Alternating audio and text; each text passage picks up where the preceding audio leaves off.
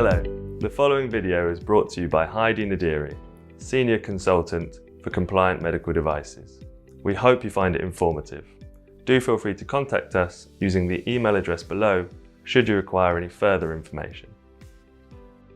Today, we're going to cover clinical equivalence. In this video, we are going to cover clinical equivalence per Article 61 and Annex 14 of MDR. In other words, when a manufacturer bases the clinical evaluation of their medical device on clinical data relating to a separate device, which can be one made by themselves or by another manufacturer. We will consider the ways in which the claimed equivalent device must be the same as or very similar to the device under assessment. We will also go through what an EU notified body assessor would be looking for within the manufacturer's technical documentation when it comes to clinical equivalence. One of the drivers for wishing to use clinical data from an equivalent device is to avoid undertaking a clinical investigation when it is not necessary to do so. Although clinical investigations are a very common way of gathering clinical data for a medical device, and one might think that running a clinical investigation is always a good thing to do, this is not quite the case. Clinical investigations are not risk-free.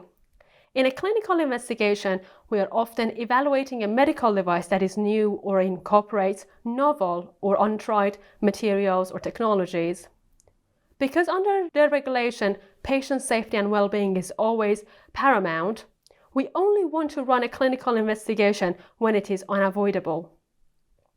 Clinical data via the equivalence route offers one way of gathering valid clinical data from an equivalent device on which to base our clinical evaluation. There are, however, a number of provisos to taking the clinical equivalence route. Most importantly, the two devices must be very closely matched in certain respects. And it is the responsibility of the manufacturer to demonstrate the fact that the two devices are closely aligned in the technical documentation for the device under assessment. As defined in paragraph 3 of Annex 14 of MDR, the key respects in which demonstration of equivalence must be provided are in terms of their biological, clinical, and technical characteristics. As starting with biological characteristics, the claimed equivalent device must be the same as a device under assessment in the following areas. Firstly, the equivalent device must contact the same human tissue or body fluids as a device under assessment. It must also be made of the same substances and/or the same materials. Finally, the equivalent device must be used in a similar manner and for the same duration of time as the device under assessment.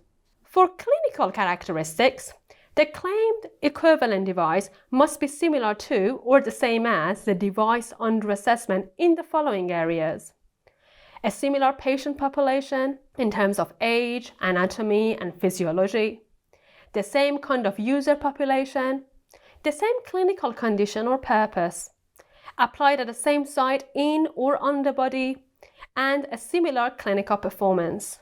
When it comes to technical characteristics, the equivalent device must be the same as a device under assessment in the following areas. The device must have similar principles of operation, a similar design, similar deployment method, similar condition of use, and similar priorities and specifications. Demonstrating equivalence must be based on scientific evidence. The manufacturer must show evidence that they have access to data relating to the device for which they are claiming equivalence.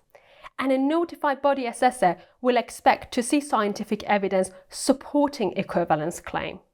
Let's explore equivalence by taking an example of a very simple device, a wound dressing.